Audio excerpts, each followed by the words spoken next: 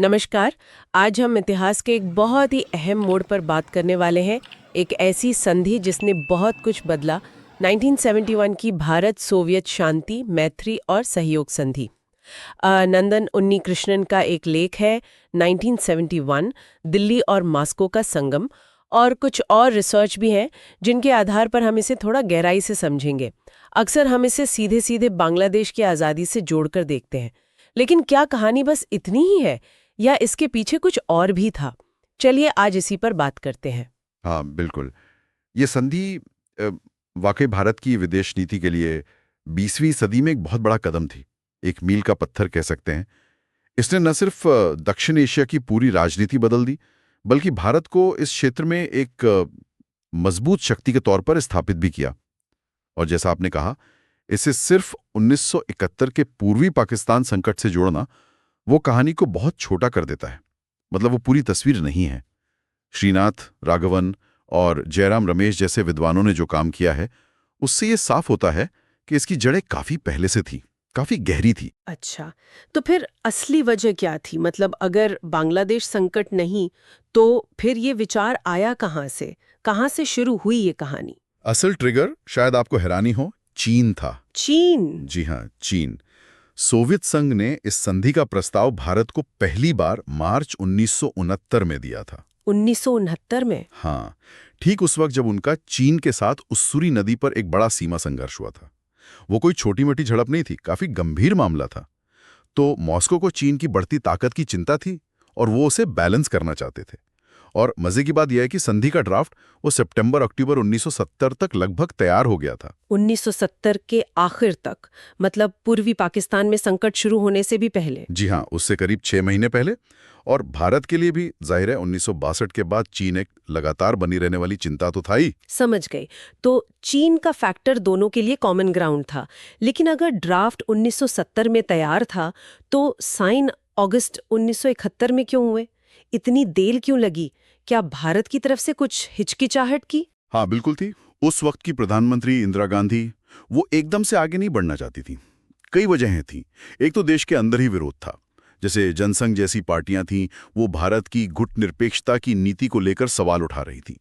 उन्हें लगता था कि ये सोवियत संघ के ज्यादा करीब जाना हो जाएगा। हम्म। और भारी दबाव। हाँ, दूसरा डर था अमेरिका और चीन की प्रतिक्रिया का। उन्हें अंदाजा था कि वो नाराज होंगे। और तीसरा, उस समय कांग्रेस पार्टी के अंदर भी काफी खींचतान चल रही थी और चुनाव भी थे। तो ये सब मिलकर देरी का कारण बना। तो फिर वो टर्निंग पॉइंट क्या था? कैसे फैसला हुआ कि अब साइन करना ही है? वो टर्निंग पॉइंट आया जुलाई 1971 में, जब अमेरिका के विदेश मंत्री हेनरी किसिंजर वो पाकिस्तान के रास्ते चोरी छिपे चीन गए। ओह, वो मशहूर सीक्रेट विजिट? जी हाँ, वही।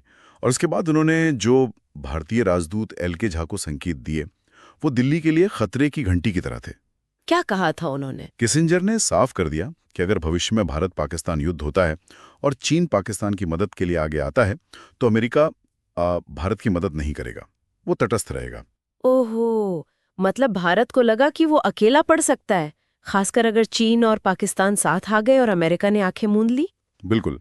ये एक तरह से अमेरिका चीन पाकिस्तान की एक टिकड़ी बनने का इशारा था।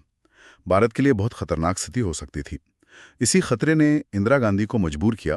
उन्हें लगा कि अब सोवियत संघ के साथ एक पक्का सुरक्षा समझौता ही चीन और अमेरिका को रोक सकता है। अच्छा। तो किसिंजर की बीजिंग यात्रा के ठीक एक महीने बाद 9 अगस्त 1971 को नई दिल्ली में विदेश मंत्री स्वर्ण सिंह और उनके सोवियत समकक्ष आंद्रे ग्रोमिको ने इस पर दस्तखत कर दिए। और फिर रिएक्शन कैसे रहे? जैसा सोचा था वैसा ही हुआ? हाँ, काफी हद तक।